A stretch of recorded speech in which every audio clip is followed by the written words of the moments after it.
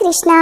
श्रीमद् भागवत महापुराण की जय। आप सभी का दिन शुभ और मंगलमय हो। आज सुनिए भागवत पुराण में आगे की कथा।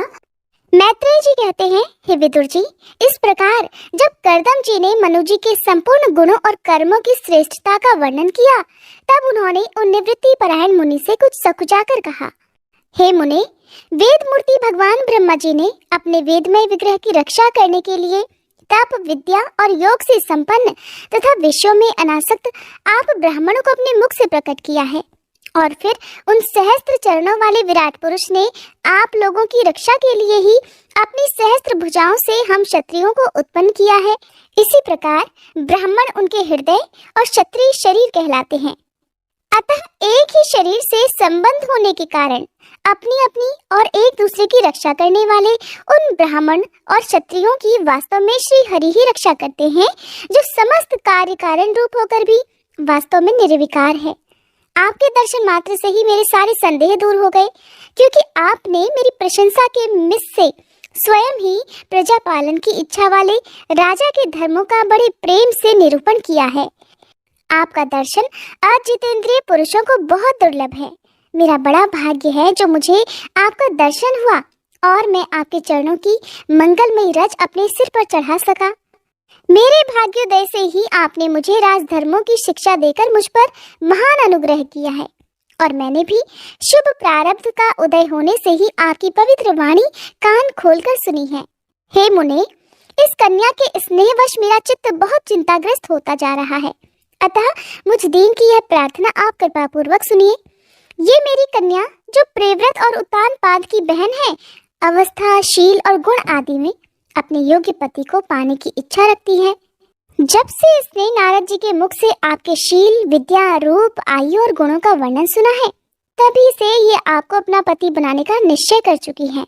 हे द्विजवर, मैं बड़ी श्रद्धा से आपको ये कन्या समर्पित करता हूँ। आप इसे स्वीकार कीजिए। यह ग्रस्तोचित कार्यों के लिए सब प्रकार से आपके योग्य है। जो भोग स्वतः प्राप्त हो जाए उसकी अवहेलना करना विरक्त पुरुषों के लिए भी उचित नहीं है। फिर विषयासक्त की तो बात ही क्या है।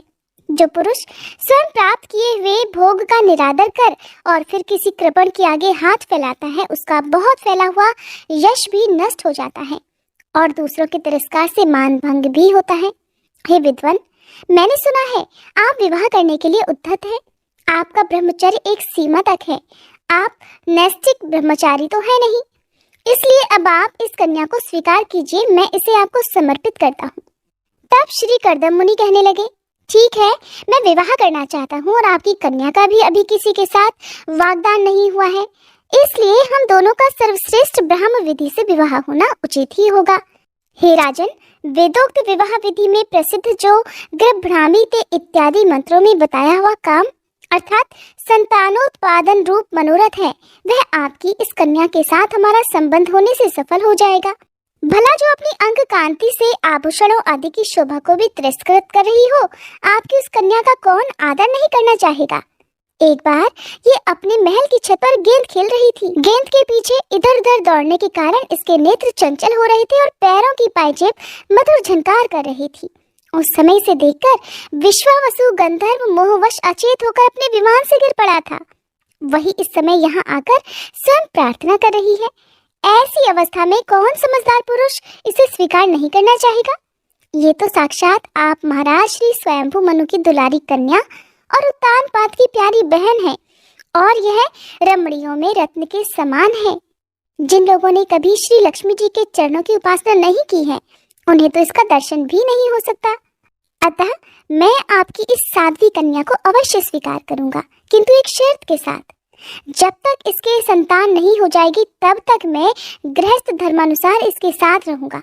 उसके बाद भगवान के बताए हुए संन्यास प्रधान हिंसा रहित शम दमादि धर्मों को ही अधिक महत्व दूंगा, जिनसे इस विचित्र जगत की उत्पत्ति हुई है, जिनमें यह लीन हो जाता है और जिनके आश्रय से यह स्थित है। मुझे तो वे प्रजापतियों के भी पति भगवान श्री अनंत ही सबसे अधिक मान्य है। श्री मैत्रेय जी कहते हैं, प्रचंड धनुर्धर विदुर, कर्दम जी केवल इतना ही कह सके। इतना कहने के पश्चात वे अपने हृदय में भगवान कमलनाभ का ध्यान करते हुए मौन हो गए।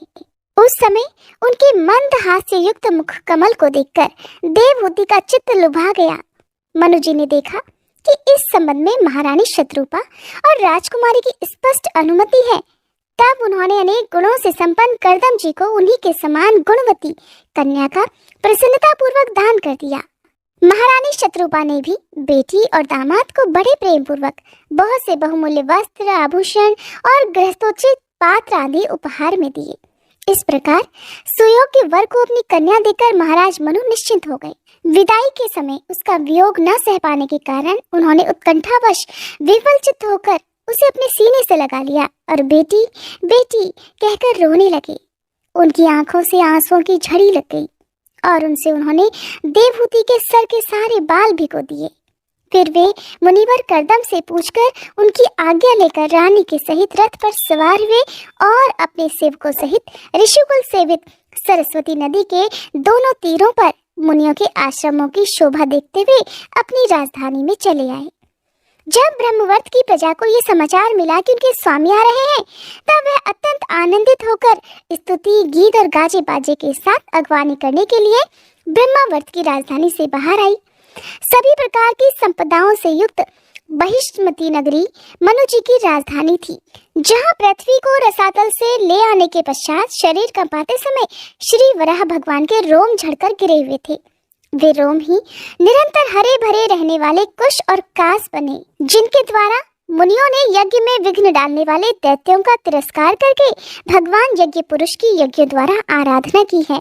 महाराज मनु ने भी श्री वराह भगवान से भूमि रूप निवास स्थान प्राप्त होने पर इसी स्थान में कुश और कांस की चटाई बिछाकर श्री यज्ञ भगवान की पूजा की थी। जिस बहिष्मतीपुरी में मनु जी निवास करते थे, उसमें पहुंचकर उन्होंने अपने त्रितापनाशक भवन में प्रवेश किया। वहां अपनी पत्नी और संतति के सहित वे धर्म, अर्थ और मोक्ष के अनुकूल भोगों को भोगने लगे। प्रातः काल होने पर गंधर्वगण अपनी स्त्रियों के सहित उनका गुणगान करते थे, किंतु मनु जी उनमें आसक्त न होकर प्रेम पूर्ण हृदय से श्री हरि की कथाएं ही सुना करते थे। वे इच्छानुसार भोगों का निर्माण करने में कुशल थे, किंतु मननशील और भगवत परायण होने के कारण भोग उन्हें किंचित भी विचलित नहीं कर पाते थे। भगवान विष्णु की कथाओं का श्रवण, ध्यान, रचना और निरूपण करते रहने के कारण उनके मनवंतर को व्यतीत करने वाले क्षण कभी व्यर्थ नहीं जाते थे। इस प्रकार अपनी जागृत आदि तीनों अवस्थाओं अथवा तीनों गुणों को अभिभूत करके उन्होंने भगवान वासुदेव के कथा प्रसंग में अपने मनवंतर के 71 चतुर्युग पूरे कर लिए। हे व्यासनंदन विदुर जी, जो पुरुष श्री हरि के आश्रित रहता है उसे शारीरिक, मानसिक, दैविक, मानसिक अथवा भौतिक दुख किस प्रकार कष्ट पहुंचा सकते हैं। मनु जी निरंतर समस्त प्राणियों के हित में लगे ही रहते थे। मुनियों के पूछने पर उन्होंने मनुष्यों के तथा समस्त वर्ण और आश्रमों के अनेक प्रकार के मंगलमय धर्मों का भी वर्णन किया, जो मनु संहिता के रूप में अब भी उपलब्ध है। जगत के सर्वप्रथम सम्राट महाराज मनु वास्तव में कीर्तन के योग्य थे। ये मैंने उनके अद्भुत चरित्र का वर्णन किया। हे विदुर जी, अब उनकी कन्या देवहूति का प्रभाव भी सुनो। धर्मात्मा विदुर जी के पूछने पर श्री मैत्रेय जी ने कन्या देवहूति का जो भी वर्णन किया उसके बारे में अब आप सुनिए। श्री मैत्रेय जी कहते हैं, हे विदुर जी, माता पिता के चले जाने पर पति के अभिप्राय को समझ लेने में कुशल साध्वी देवहूति करदम जी की प्रतिदिन सेवा करने लगी। ठीक उसी तरह जैसे श्री पार्वती जी भगवान शंकर की किया करती है। उसने काम, वासना, दंभ, द्वेष, लोभ, पाप और मद का त्याग कर बड़ी सावधानी और लगन के साथ सेवा में तत्पर रहकर विश्वास, पवित्रता, गौरव, संयम, शुश्रूषा, प्रेम और मधुर भाषण आदि गुणों से अपने परम तेजस्वी पति को संतुष्ट कर लिया। देवहूति समझती थी कि मेरे पतिदेव देव से भी बढ़कर हैं, इसलिए वह उनसे बड़ी बड़ी अपेक्षाएं रखकर उनकी सेवा में लगी रहती थी। इस प्रकार बहुत दिनों तक अपना अनुवर्तन करने वाली उस मनुपुत्री को व्रत आदि का पालन करने से दुर्बल हुई देख देवर्षि श्रेष्ठ करदम को दयावश कुछ खेद हुआ और उन्होंने उससे प्रेम गदगद वाणी में कहा, मनुनंदिनी, तुमने मेरा बड़ा आदर किया है। मैं तुम्हारी उत्तम सेवा और परम भक्ति से बहुत संतुष्ट हूँ। सभी देहधारियों को अपना शरीर बहुत प्रिय और आदर की वस्तु लगता है, किंतु तुमने मेरी सेवा के आगे उसके क्षीण होने की भी कोई परवाह नहीं की। अतः अपने धर्म का पालन करते रहने से मुझे तप, समाधि, उपासना और योग के द्वारा जो भय और शोक से रहित भगवत प्रसाद स्वरूप विभूतियां प्राप्त हुई हैं, उन पर मेरी सेवा के प्रभाव से अब तुम्हारा भी अधिकार हो गया है। मैं तुम्हें दिव्य दृष्टि प्रदान करता हूँ, उसके द्वारा तुम उन्हें देखो। अन्य जितने भी भोग हैं वे तो भगवान श्री हरि के भ्रकुटी विलास मात्र से ही नष्ट हो जाते हैं, अतः वे इनके आगे कुछ भी नहीं है। तुम मेरी सेवा से भी कृतार्थ हो गई हो। अपने पतिव्रत धर्म का पालन करने से तुम्हें ये दिव्य भोग प्राप्त हो गए हैं, अब तुम उन्हें भोग सकती हो। हम राजा हैं, हमें सब कुछ सुलभ है। इस प्रकार जो अभिमान आदि विकार हैं, उनके रहते हुए मनुष्यों को इन दिव्य भोगों की प्राप्ति होना अत्यंत कठिन है। करदम जी के इस प्रकार कहने से अपने पतिदेव को संपूर्ण योग माया और विद्याओं में कुशल जानकर उस अबला की सारी चिंता, सारे दुख जाते रहे। उसका मुख किंचित संकोच भरी चितवन और मधुर मुस्कान से खिल उठा और वह विनय और प्रेम से गदगद वाणी में इस प्रकार कहने लगी, हे द्विश्रेष्ठ ब्राह्मण, मैं ये जानती हूँ कि कभी निष्फल न होने वाली योग शक्ति और त्रिगुणात्मिका माया पर अधिकार रखने वाले आपको ये सब ऐश्वर्य प्राप्त हैं। किंतु प्रभु, आपने विवाह के समय जो प्रतिज्ञा की थी कि गर्भाधान होने तक मैं तुम्हारे साथ गृहस्थ सुख का उपभोग करूंगा, उसकी अब पूर्ति होनी चाहिए, क्योंकि श्रेष्ठ पति के द्वारा संतान प्राप्त होना पतिव्रता स्त्री के लिए महान लाभ है। श्री मैत्रेय जी कहते हैं कि हे विदुर जी, करदम मुनि ने अपनी प्रिया की इच्छा पूर्ण करने के लिए उसी समय योग में स्थित होकर एक विमान रचा, जो इच्छानुसार सर्वत्र जा सकता था। यह विमान सभी प्रकार के इच्छित भोग सुख प्रदान करने वाला, अत्यंत सुंदर, सभी प्रकार के रत्नों से युक्त, सब संपत्तियों की उत्तरोत्तर वृद्धि से संपन्न और मणिमय खंभों से सुशोभित था। वह सभी ऋतुओं में सुखदायक था और उसमें जहाँ तहाँ सब प्रकार की दिव्य सामग्रियां रखी हुई थी तथा उसे चित्र विचित्र रेशमी झंडियों और पताकाओं से खूब सजाया गया था, जिन पर भ्रमरगण मधुर गुंजार कर रहे थे। ऐसे रंग बिरंगे पुष्पों की मालाओं तथा अनेक प्रकार के सूती और रेशमी वस्त्रों से वह अत्यंत शोभायमान हो रहा था। एक के ऊपर एक बनाए हुए कमरों में अलग अलग रखी हुई शैया, पलंग, पंखे और आसनों के कारण वह बड़ा सुंदर जान पड़ता था। जहाँ तहाँ दीवारों में की हुई शिल्प रचना से उसकी अपूर्व शोभा हो रही थी। उसमें पन्ने का फर्श था, बैठने के लिए मूंगे की वेदियां बनाई गई थी, मूंगे की ही देहलियां थी, उसके द्वारों में हीरे के किवाड़ थे तथा इंद्रनील मणि के शिखरों पर सोने के कलश रखे हुए थे।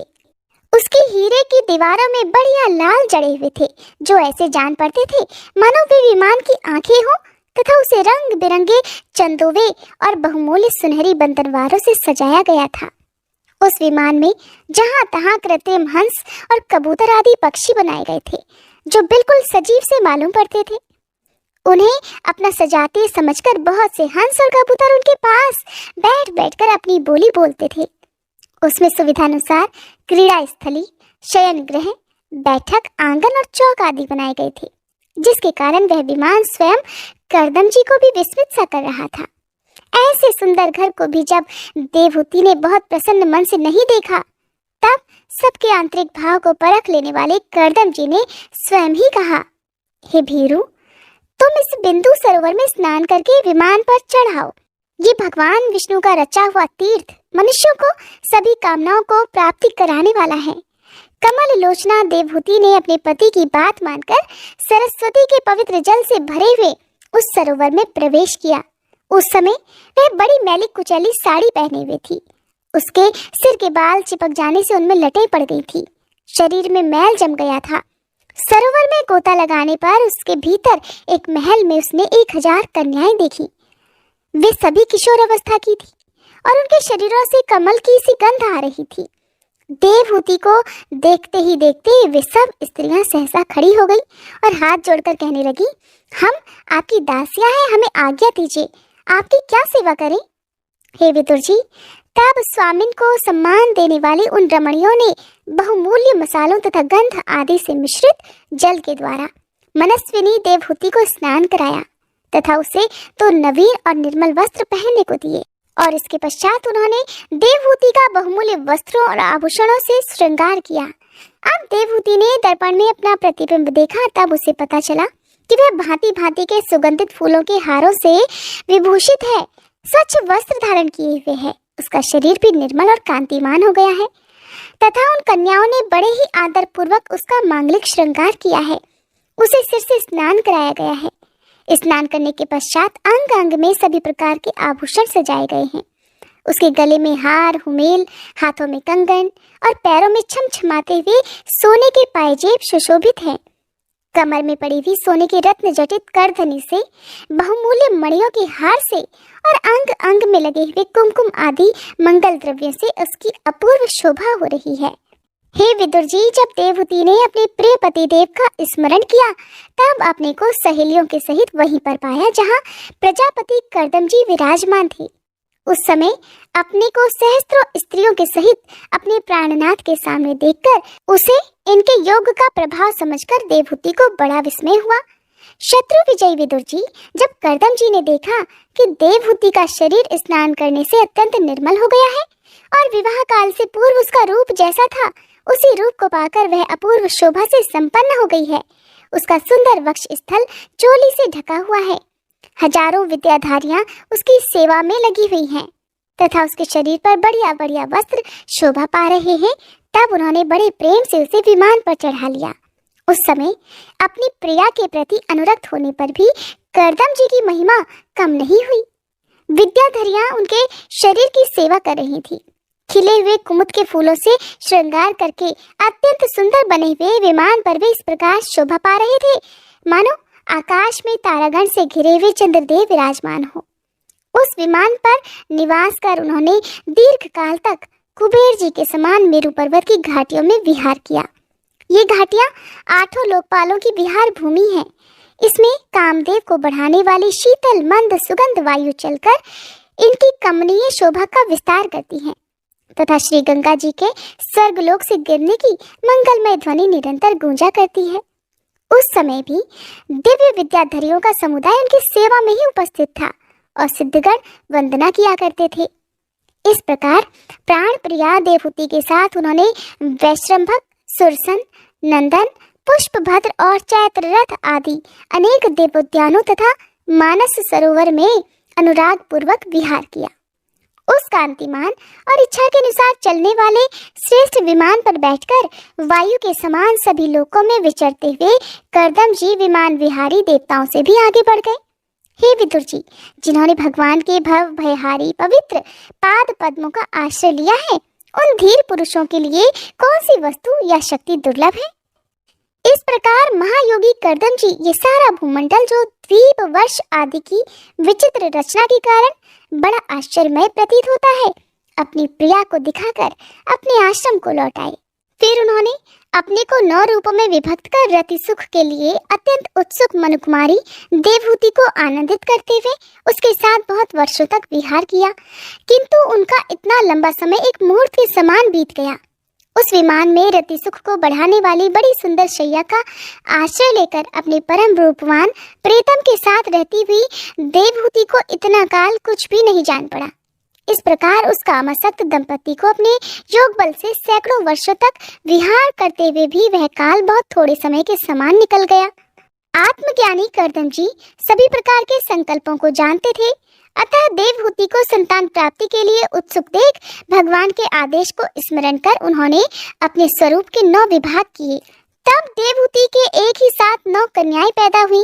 वे सभी सर्वांग सुंदरी थीं और उनके शरीर से लाल कमल की सी सुगंध निकलती थी।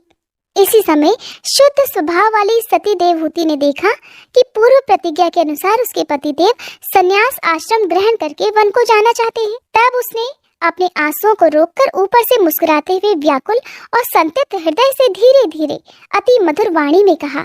उस समय वह सिर नीचा किए हुए अपने नखमणि मंडित चरण कमल से पृथ्वी को कुरेद रही थी।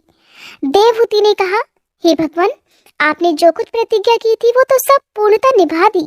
इन सब के बाद भी मैं आपकी शरण में हूँ, अतः आप मुझे अभयदान और दीजिए। हे ब्राह्मण, इन कन्याओं के लिए योग्य वर तो खोजने पड़ेंगे और आपके वन को चले जाने के बाद मेरे जन्म मरण रूप शोक को दूर करने के लिए भी कोई होना चाहिए। हे प्रभु, अब तक परमात्मा से विमुख रहकर मेरा जो समय इंद्रिय सुख भोगने में बीता है वह तो निरर्थक ही गया। आपके परम प्रभाव को भी न जानने के कारण ही मैंने इंद्रियों के विषय में आसक्त रहकर आपसे अनुराग किया। तथापि यह भी मेरे संसार भय को दूर करने वाला ही होना चाहिए। अज्ञानवश असत्पुरुषों के साथ किया हुआ जो संग संसार बंधन का कारण होता है, वही सत्पुरुषों के साथ किए जाने पर असंगता प्रदान करता है। संसार में जिस पुरुष के कर्मों से न तो धर्म का संपादन होता है और न वैराग्य उत्पन्न होता है, न ही भगवान की सेवा ही संपन्न होती है, वह पुरुष जीते जी मुर्दे के समान होता है। अवश्य ही मैं भगवान की माया से बहुत ठगी गई। जो आप जैसे मुक्तिदाता पतिदेव को पाकर भी मैंने संसार बंधन से छूटने की इच्छा नहीं की। श्री मैत्रेय जी कहते हैं, हे विदुर जी, उत्तम गुणों से सुशोभित मनुकुमारी देवहूति ने जब ऐसी वैराग्य मुक्त बातें कही, तब कृपालु कर्दम मुनि को भगवान श्री हरि के कथन का स्मरण हो आया और उन्होंने देवहूति से कहा, दोष रहित राजकुमारी, तुम अपने विषय में इस प्रकार खेद मत करो। तुम्हारे गर्भ में अविनाशी भगवान विष्णु शीघ्र ही पधारेंगे। हे प्रिय, तुमने अनेक प्रकार के व्रतों का पालन किया है, अतः तुम्हारा कल्याण होगा।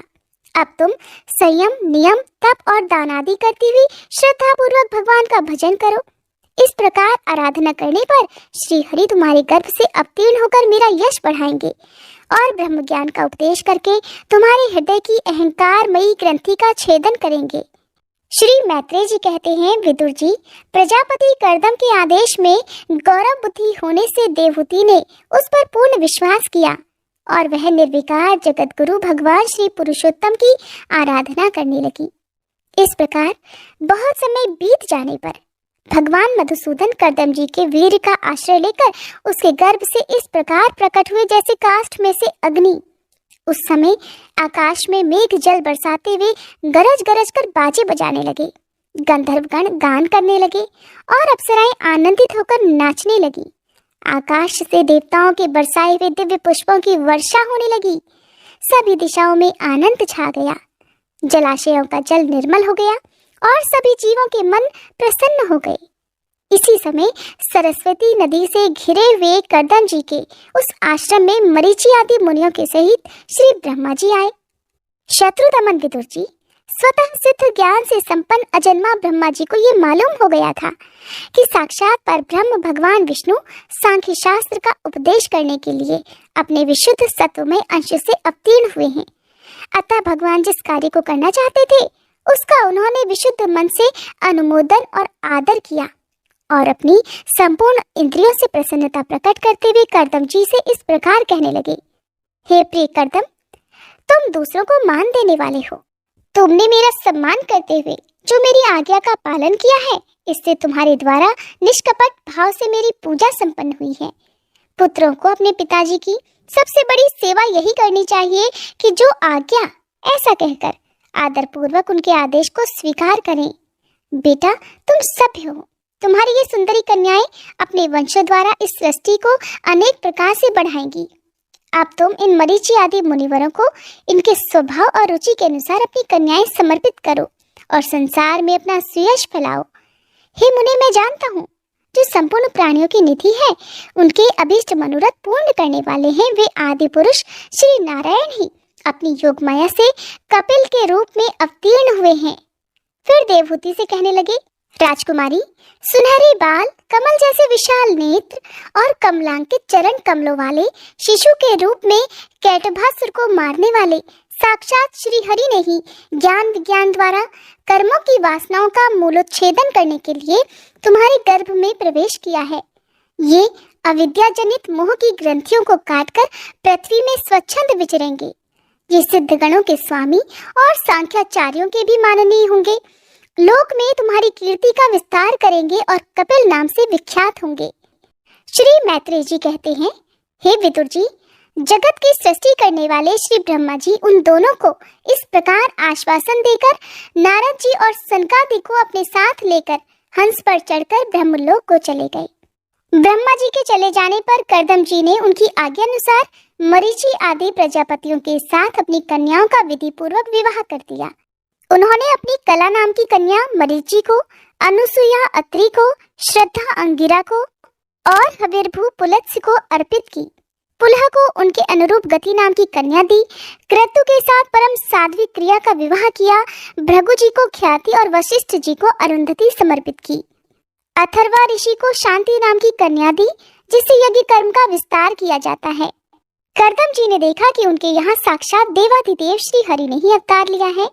तब वे एकांत में उनके पास गए और उन्हें प्रणाम करके इस प्रकार कहने लगे, अहो, अपने पाप कर्मों के कारण इस दुखमय संसार में नाना प्रकार से पीड़ित होते हुए पुरुषों पर देवगण तो बहुत काल बीतने पर प्रसन्न होते हैं, किंतु जिनके स्वरूप को योगी जन अनेकों जन्मों के साधन से सिद्ध हुई सुदृढ़ समाधि के द्वारा एकांत में देखने का प्रयत्न करते हैं, अपने भक्तों की रक्षा करने वाले वे ही श्री हरि हम विश्वलोलोक द्वारा होने वाली अपनी अवज्ञा का कुछ भी विचार न कर आज हमारे घर पर अवतीर्ण हुए हैं। आप वास्तव में अपने भक्तों का मान बढ़ाने वाले हैं। आपने अपने वचनों को सत्य करने और सांख्य योग का उपदेश करने के लिए ही मेरे यहाँ अवतार लिया है। हे भगवान, आप प्राकृत रूप से रहित हैं। आपके जो चतुर्भुज आदि अलौकिक रूप हैं वे ही आपके योग हैं, तथा जो मनुष्य सदृश रूप आपके भक्तों को प्रिय लगते हैं वे भी आपकी रुचिकर प्रतीत होते हैं। आपका पादपीठ तत्व ज्ञान की इच्छा से विद्वानों द्वारा सर्वदा वंदनीय है, तथा आप ऐश्वर्य, वैराग्य, यश, ज्ञान, वीर और श्री इन 6 ऐश्वर्यों से पूर्ण है। मैं आपकी शरण में हूँ। हे भगवान, आप परब्रह्म हैं, सारी शक्तियाँ आपके अधीन हैं। प्रकृति, पुरुष, महतत्व, काल, त्रिविध, अहंकार, समस्त लोक और लोकपालों के रूप में आप ही प्रकट हैं, तथा आप सर्वज्ञ परमात्मा ही इस सारे प्रपंच को चेतना शक्ति के द्वारा अपने में लीन कर लेते हैं। अतः इन सब से परे भी आप ही हैं। मैं आप भगवान कपिल की शरण लेता हूँ। हे प्रभु, आपकी कृपा से मैं तीनों ऋणों से मुक्त हो गया हूँ और मेरे सभी मनोरथ भी पूर्ण हो चुके हैं। अब मैं संन्यास मार्ग को ग्रहण कर आपका चिंतन करते हुए शोक रहित होकर विचरूंगा। आप समस्त प्रजाओं के स्वामी हैं, अतएव इसके लिए मैं आपकी आज्ञा चाहता हूँ। श्री भगवान कहने लगे, हे मुने, वैदिक और लौकिक सभी कर्मों में संसार के लिए मेरा कथन ही प्रमाण है। इसीलिए मैंने तुमसे जो कहा था कि मैं तुम्हारे यहाँ जन्म लूंगा, उसे सत्य करने के लिए ही मैंने ये अवतार लिया है। इस लोक में मेरा यह जन्म लिंग शरीर से मुक्त होने की इच्छा वाले मुनियों के लिए आत्मदर्शन में उपयोगी प्रकृति आदि तत्वों का विवेचन करने के लिए ही हुआ है। आत्मज्ञान का ये सूक्ष्म मार्ग बहुत समय से लुप्त हो गया है। इसे फिर से प्रवर्तित करने के लिए ही मैंने ये शरीर ग्रहण किया है, ऐसा जानो। हे मुने, मैं आज्ञा देता हूँ, तुम इच्छानुसार जाओ और अपने संपूर्ण कर्म मुझे अर्पण करते हुए दुर्जय मृत्यु को जीतकर मोक्ष पद प्राप्त करने के लिए मेरा भजन करो। मैं स्वयं प्रकाश और संपूर्ण जीवों के अंतःकरणों में रहने वाला परमात्मा ही हूँ। अतः जब तुम विशुद्ध बुद्धि के द्वारा अपने अंतःकरण में मेरा साक्षात्कार कर लोगे, तब सभी प्रकार के शोकों से छूटकर निर्भय पद अर्थात मोक्ष प्राप्त कर लोगे। माता देवहूति को भी मैं संपूर्ण कर्मों से छुड़ाने वाला आत्मज्ञान प्रदान करूंगा, जिससे ये संसार रूप भय से पार हो जाएंगी। श्री मैत्रेय जी कहते हैं, भगवान कपिल के इस प्रकार कहने पर प्रजापति कर्दम जी उनकी परिक्रमा कर प्रसन्नता पूर्वक वन को चले गए। वहां अहिंसामय संन्यास धर्म का पालन करते हुए वे एकमात्र श्री भगवान की शरण हो गए तथा अग्नि और आश्रम का त्याग करके वे निसंग भाव से पृथ्वी पर विचरने लगे। श्री शौनक जी ने पूछा, हे सूत जी, तत्वों की संख्या करने वाले भगवान कपिल साक्षात अजन्मा नारायण होकर भी लोगों को आत्मज्ञान का उपदेश करने के लिए अपनी माया से उत्पन्न हुए थे। मैंने भगवान के बहुत से चरित्र सुने हैं, फिर भी इन योगी प्रवर पुरुष श्रेष्ठ कपिल जी की कीर्ति को सुनते सुनते मेरी इंद्रियां तृप्त ही नहीं होती। सर्वथा स्वतंत्र श्री हरि अपनी योग माया द्वारा भक्तों की इच्छा के अनुसार शरीर धारण करके जो जो लीलाएं करते हैं वे सभी कीर्तन करने योग्य हैं। अतः आप मुझे वे सभी सुनाइए, मुझे उन्हें सुनने में बड़ी श्रद्धा है। श्री सूत जी कहते हैं, हे मुने, आपकी ही भांति जब विदुर जी ने भी यह आत्मज्ञान विषयक प्रश्न किया, तब श्री व्यास जी के सखा भगवान मैत्रेय जी प्रसन्न होकर इस प्रकार कहने लगे, हे विदुर जी, पिता के वन में चले जाने पर भगवान कपिल जी माता का प्रेय करने की इच्छा से उस बिंदुसर तीर्थ में रहने लगे। एक दिन तत्व समूह के पारदर्शी भगवान कपिल कर्म कलाप से विरत होकर आसन पर विराजमान थे। उस समय ब्रह्मा जी के वचनों का स्मरण करके देवहूति ने उनसे कहा, भूमन प्रभु, इन दुष्ट इंद्रियों की विषय लालसा से मैं बहुत ऊब गई हूँ और उनकी इच्छा पूरी करते रहने से ही घोर अज्ञान अंधकार में पड़ी हुई हूँ। अब आपकी कृपा से मेरी जन्म परंपरा समाप्त हो चुकी है। इसी से इस दो स्तर अज्ञान अंधकार से पार लगाने के लिए सुंदर नेत्र रूप आप प्राप्त हुए हैं। आप संपूर्ण जीवों के स्वामी भगवान आदि पुरुष हैं तथा अज्ञान अंधकार से अंधे पुरुषों के लिए नेत्र स्वरूप सूर्य की भांति उदित हुए हैं। हे देव, इन देह गेह आदि में मैं मेरेपन का दुराग्रह होता है, वह भी आपका ही कराया हुआ है। अतः अब आप मेरे इस महामोह को दूर कीजिए। आप अपने भक्तों के संसार रूप वृक्ष के लिए कुठार के समान हैं। मैं प्रकृति और पुरुष का ज्ञान प्राप्त करने की इच्छा से आप शरणागत वत्सल की शरण में आई हूँ। आप भागवत धर्म जानने वालों में सबसे श्रेष्ठ हैं। मैं आपको प्रणाम करती हूँ। श्री मैत्रेय जी कहते हैं, इस प्रकार माता देवहूति ने अपनी जो अभिलाषा प्रकट की वह परम पवित्र और लोगों का मोक्ष मार्ग में अनुराग उत्पन्न करने वाली थी। उसे सुनकर आत्मज्ञ सत्पुरुषों की गति श्री कपिल जी उसकी मन ही मन प्रशंसा करने लगे और फिर मृदु मुस्कान से सुशोभित मुखारविंद से इस प्रकार कहने लगे, माता, ये मेरा निश्चय है कि अध्यात्म योग ही मनुष्यों के आंतरिक कल्याण का मुख्य साधन है, जहाँ दुख और सुख की सर्वथा निवृत्ति हो जाती है। हे साध्वी, सब अंगों से संपन्न उस योग का मैंने पहले नारद आदि ऋषियों के सामने उनके सुनने की इच्छा होने पर वर्णन किया था, वही अब मैं आपको सुनाता हूँ। इस जीव के बंधन और मोक्ष का कारण मन ही माना गया है। विषयों में आसक्त होने पर भी वह बंधन का हेतु होता है और परमात्मा में अनुरक्त होने पर वही मोक्ष का कारण भी बन जाता है। जिस समय ये मन मैं और मेरेपन के कारण होने वाले काम लोभ आदि विकारों से मुक्त और शुद्ध हो जाता है, उस समय वह सुख दुख से छूटकर सम अवस्था में आ जाता है। तब जीव अपने ज्ञान वैराग्य और भक्ति से युक्त हृदय से आत्मा को प्रकृति से परे एकमात्र भेद रहित स्वयं प्रकाश सूक्ष्म अखंड और उदासीन देखता है तथा प्रकृति को शक्तिहीन अनुभव करता है। योगियों के लिए भगवत प्राप्ति के निमित्त सर्वात्मा श्रीहरि के प्रति की गई भक्ति के समान और कोई मंगलमय मार्ग नहीं है। विवेकी जन संग या आसक्ति को ही आत्मा का अच्छेद्य बंधन मानते हैं, किंतु वही संग या आसक्ति जब संतों महापुरुषों के प्रति हो जाती है तो मोक्ष का खुला द्वार बन जाती है। जो लोग सहनशील दयालु समस्त देहधारियों के अकारण हेतु किसी के प्रति भी शत्रुभाव न रखने वाले शांत सरल स्वभाव और सत्पुरुषों का सम्मान करने वाले होते हैं, जो मुझ में अनन्य भाव से सुदृढ़ प्रेम करते हैं, मेरे लिए संपूर्ण कर्म तथा अपने सगे संबंधियों को भी त्याग देते हैं और मेरे परायण रहकर मेरी पवित्र कथाओं का श्रवण कीर्तन करते रहते हैं और मुझ में ही अपना मन लगाए रहते हैं, उन भक्तों को संसार के तरह तरह के ताप का कोई कष्ट नहीं पहुंचाते हैं। हे साध्वी, ऐसे ऐसे सर्वंग परित्यागी महापुरुषी साधु होते हैं। तुम्हें उन्हीं के संग की इच्छा करनी चाहिए, क्योंकि वे आसक्ति से उत्पन्न सभी दोषों को हर लेने वाले हैं। सत्पुरुषों के समागम से मेरे पराक्रमों का यथार्थ ज्ञान कराने वाली तथा हृदय और कानों को प्रिय लगने वाली कथाएं होती हैं। उनका सेवन करने से ही शीघ्र मोक्ष मार्ग में श्रद्धा प्रेम और भक्ति का क्रमशः विकास होगा। फिर मेरी सृष्टि आदि लीलाओं का चिंतन करने से प्राप्त हुई भक्ति के लौकिक और परलौकिक सुखों में वैरागी हो जाने पर मनुष्य सावधानी पूर्वक योग के भक्ति प्रधान सरल उपायों से समाहित होकर मनोनिग्रह के लिए प्रयास करेगा। तब देवहूति ने कहा, भगवान, आपकी समुचित भक्ति का स्वरूप क्या है और मेरे जैसी अबलाओं के लिए कैसी भक्ति ठीक होती है, जिससे कि मैं सहज में ही आपके निर्वाण पद को प्राप्त कर सकूं। हे निर्वाण स्वरूप प्रभु, जिसके द्वारा तत्व ज्ञान होता है और जो लक्ष्य को भेदने वाले बाण के समान भगवान की प्राप्ति कराने वाला है, वह आपका कहा हुआ योग कैसा है और उसके कितने अंग हैं? हे हरे, ये सब आप मुझे इस प्रकार समझाइए जिससे कि आपकी कृपा से मैं मंदमती स्त्री जाति भी इस दुर्बोध विषय को सुगमता से समझ सकूं। श्री मैत्रेय जी कहते हैं, हे विदुर जी, जिसके शरीर से उन्होंने स्वयं जन्म लिया था, उस समय अपनी माता का ऐसा अभिप्राय जानकर कपिल जी के हृदय में स्नेह उमड़ आया और उन्होंने प्रकृति आदि तत्वों का निरूपण करने वाले शास्त्र का, जिसे सांख्य कहते हैं, उपदेश किया। साथ ही भक्ति विस्तार और योग का भी वर्णन किया।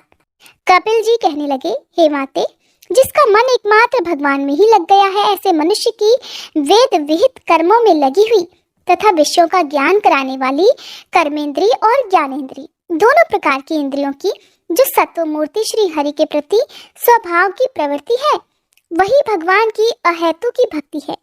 वह मुक्ति से भी बढ़कर है, क्योंकि जठरा नल जिस प्रकार खाए हुए अन्न को पचाता है, उसी प्रकार ये भी कर्म संसारों के भंडार रूप लिंग शरीर को तत्काल भस्म कर देती है।